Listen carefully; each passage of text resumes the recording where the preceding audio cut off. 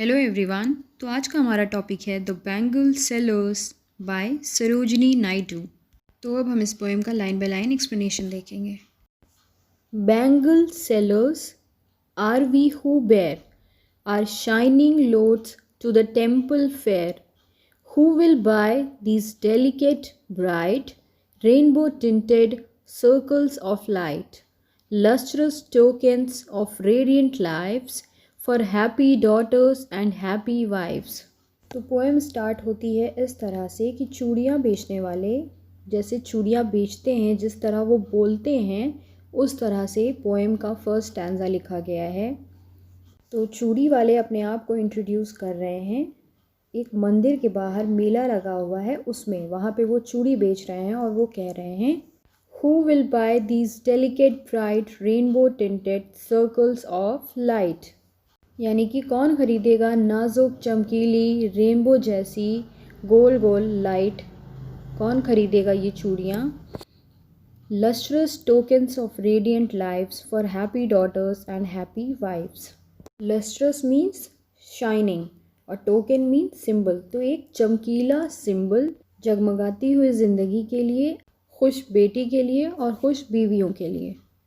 तो first stanza को poet ने एक चूड़ी बेचने वाले की तरह से लिखा है कि कैसे वो चूड़ी को बेचेंगे और वो क्या क्या बोलेंगे अपने कस्टमर्स को अट्रैक्ट करने के लिए।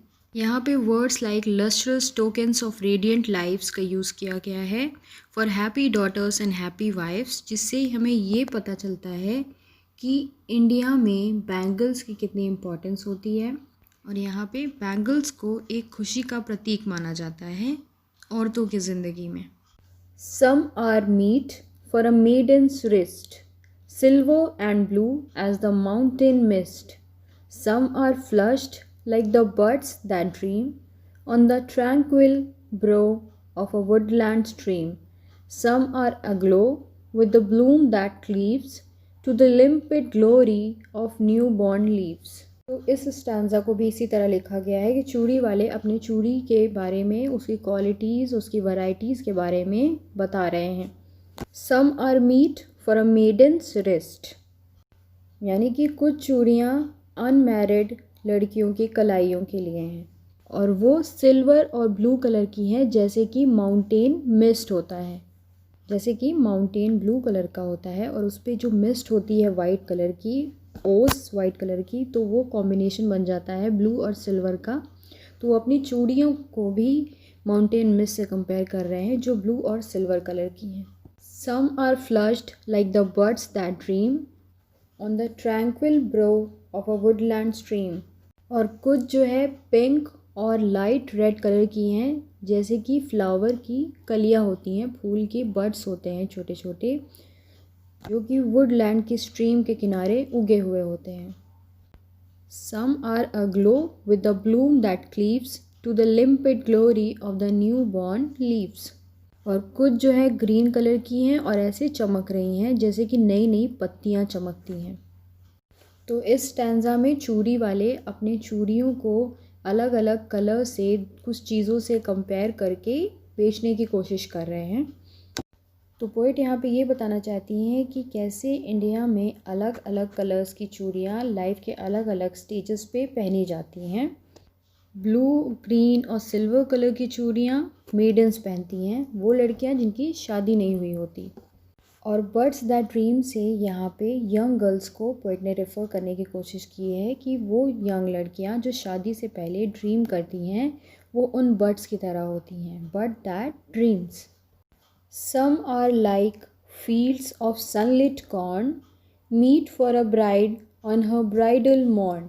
Some like the flame of a marriage fire, or rich with the hue of her heart's desire, tinkling, luminous, tender and clear, like her bridal laughter and bridal tear. तो यहाँ पे चूड़ी वाले अब ये कहते हैं कि उनकी कुछ चूड़ियाँ येलो कलर की हैं, जैसे कि फील्ड में कॉर्न होते हैं, जैसे कि कॉर्न की फील्ड येलो येलो होती है, वैसी ही उनकी चूड़ियाँ येलो कलर की हैं। Meet for a bride on her bridal morn, और ये कलर्स बिल्कुल परफेक्ट हैं ब्राइड्स के लिए अपने शादी के पहले पहनने के लिए।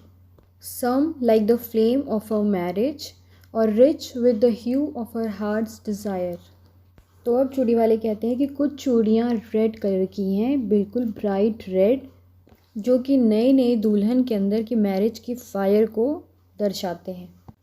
Tinkling, luminous, tender and clear, like her bridal laughter and bridal tear. तो वो ये सारे वर्ड्स यूज़ करते हैं, tinkling, luminous, tender and clear, और उससे ये कहते हैं कि ये चूड़ी बिल्कुल नई नई दुल्हन को रिप्रेजेंट करती हैं, जो बहुत ही एक्साइटेड है, खुश है कि वो अपनी नई लाइफ स्टार्ट करने जा रही है अपने हस्बैंड के साथ, और वो बहुत सैड भी है, दुखी भी है कि वो अपने पेरेंट्स को छोड़ के जा रही है. Some are purple and gold flecked grey, for she who has journeyed through life midway, whose hands have cherished, whose love has blessed, and cradled fair sons on her faithful breast, and serves her household in fruitful pride, and worships the gods at her husband's side. तो इस last stanza में भी चूड़ी वाले अपनी चूड़ियों का advertisement कर रहे हैं और बता रहे हैं कि अब उनकी चूड़ियाँ पर्पल कलर की हैं और उसमें गोल्ड कलर भी है, साथ में ग्रे कलर भी है, और ये चूड़ियाँ मिडिल एज वुमेन के लिए बहुत ज़्यादा सूट करती हैं, जिन्होंने लाइफ की एक पूरी जर्नी तय करी है. ये वो हैं जिन्होंने अपने बच्चों को छोटों से बड़ा कर दिया है, उनको पाल पोस के अपने हस्बैंड के साथ वफ़ादार रही हैं, और साथ ही साथ अपने घरों का भी बहुत अच्छे से ख्याल रखा है.